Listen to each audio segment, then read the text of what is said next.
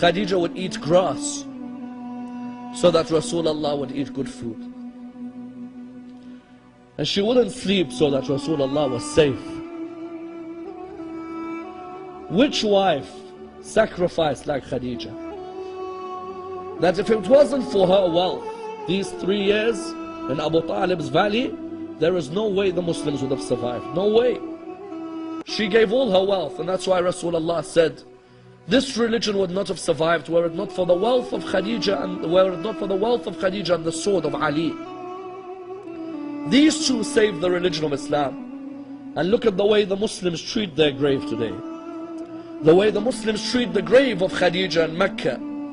You have to stand there for a few seconds and then they tell you to move. And the grave of Abu Talib, you stand for a few seconds and they tell you to move.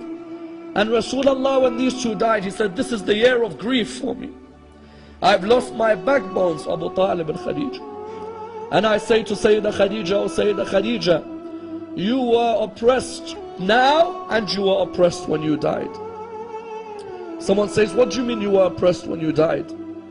You know Rasulullah, when he came to bury Bibi Khadija, he came, but because they were so poor, the kafan that he had was not long enough to cover her body. The kafan was not long enough. Those of you who've had to bury your mothers or your fathers, didn't you have a kafan long enough to cover the body? Isn't it an honor from Allah? Khadija, the wealthiest woman, had no kafan. He would try to cover the body, there's no kafan.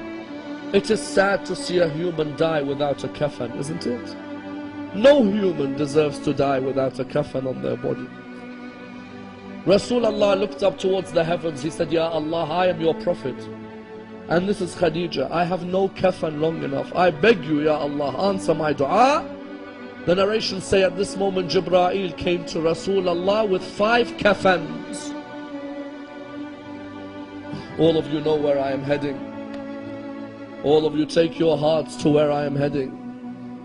He came with 5 kafans. Rasulullah looked at him. He said to him, Jibreel, tell me who is the first kafan for? He said to him, Ya Rasulullah, the first kafan. Ya Rasulullah, the first kafan is for your wife Khadija. He said to him, Jibreel, tell me who the second kafan is for. He said to him, Ya Rasulullah, the second kafan is for you, so that when you die there is a kafan to cover your body. He said to him, Jibreel, tell me who is the third kafan for? He said to him, Ya Rasulullah, the third kafan is for Fatima al-Zahra.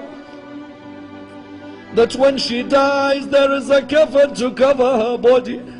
He said to him, Jibreel, tell me who is the fourth kafan for? He said to him, Ya Rasulullah, the fourth kafan is for Ali ibn Abi Talib. That when he dies there is a kafan to cover his body.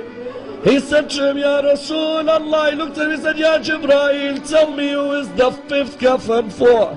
He said to him, Ya Rasulullah, the fifth kafan is for your grandson Hassan. That when he dies there is a kafan to cover his body. He looked at him and he said to him, Jibreel, tell me where is the kafan for Abdullah?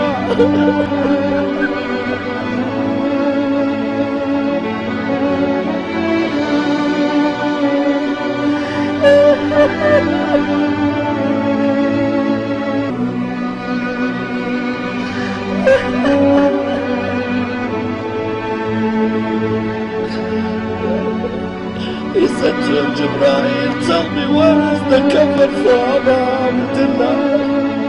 He said to him, Ya Rasulullah, Abdullah will die without a kafan on his body.